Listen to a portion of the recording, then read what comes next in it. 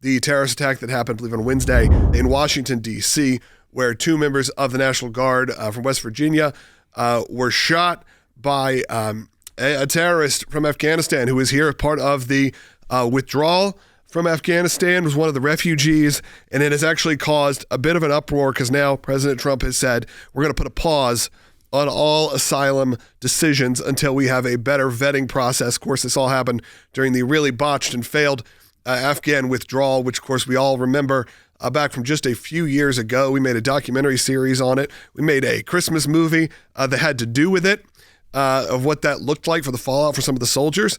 And we, of course, have been talking about it ever since. And now we are seeing some of those consequences of that action. What we're seeing now is more scrutiny on this program, Operation Allies Welcome, which was initiated by President Biden after that botched withdrawal. And we all remember the imagery. People, planefuls of people, were coming to the United States unvetted, brought straight here to get out of Afghanistan because of the chaos that the Biden administration caused. 190,000 Afghans have resettled under both Operation Allies Welcome and Enduring Welcome, which was the follow-up program. And now we're starting to see what we brought up, you in that series that you hosted, Revenge of the Taliban.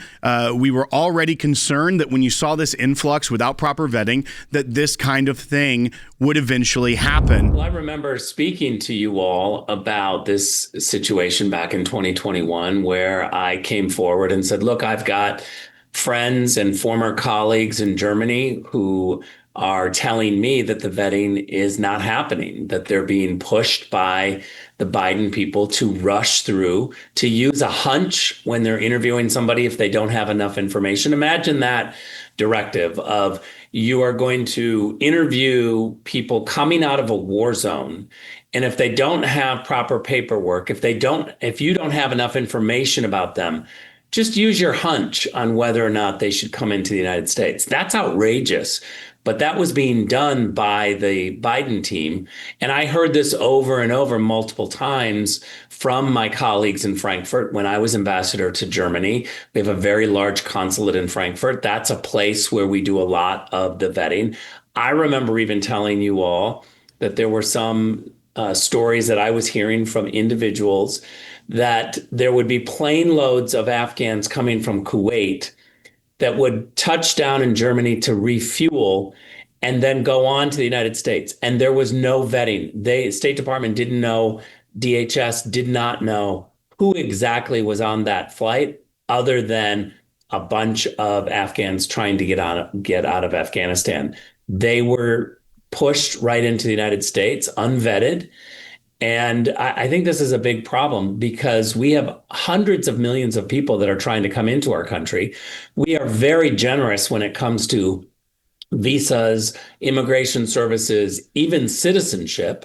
America is the most generous country in the world when it comes to immigration.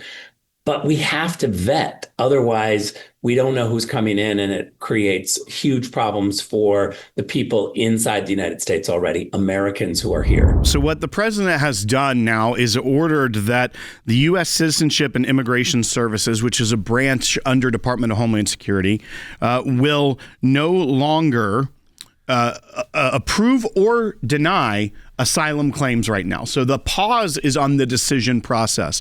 Those people that work in there can continue the work, the vetting under the protocols that exist currently. But once they get up to the line of approve or deny, all those decisions are put on hold. And it's not just for those that have come from Afghanistan. It's for all asylum seekers. And this has been a problem that we saw the way that both the Biden administration and really even the Obama administration before that used the asylum process improperly. It was used, instead of using the traditional immigration pathway to citizenship or pathway to immigration status in the United States, people started coming to the United States and immediately claiming asylum. And that's a different process. It sets them apart. They get a court date. They get resources, legal resources to try and get through this to see if they indeed are granted or worthy of being granted asylum in the United States. Then we saw that people would skip their court dates. They'd use that as a tool to be let go from a normal border patrol operation and then just infiltrate into the country and just disseminate throughout it. This is a different part of that same problem. That's why he put the pause on all decisions. But this is where we were concerned about those people whose lives would be in danger because they helped fight with Americans. The translators that went through so much, whose families were targeted. We were saying, you're leaving people behind because of the chaos and the lack of vetting. They were just filling up airplanes with people from Afghanistan that may have never even been a part of helping the United States, that may have been Taliban themselves, may have been another Al-Qaeda group or something. And that was what we said. This is going to come back and haunt the United States. President Trump was actually warning about this back in 2017, that it could get to this place. I think we should listen to him. Bite 6. The consequences of a rapid exit are both predictable and unacceptable. 9/11, the worst terrorist attack in our history, was planned and directed from Afghanistan because that country was ruled by a government that gave comfort and shelter to terrorists. A hasty withdrawal would create a vacuum that terrorists, including ISIS and Al-Qaeda, would instantly fill, just as happened before September 11th. That could sound like it was from today, and actually it was from 8 years ago when the president was in his first term as president of the United States, warning why a hasty withdrawal from Afghanistan could result in a disaster. And of course, what happened? President Trump was no longer the president.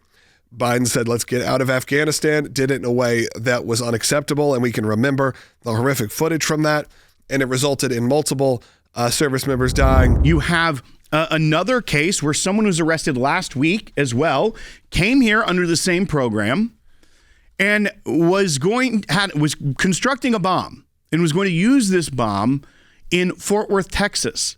He's been arrested on terrorism charges. This is another person through that same program.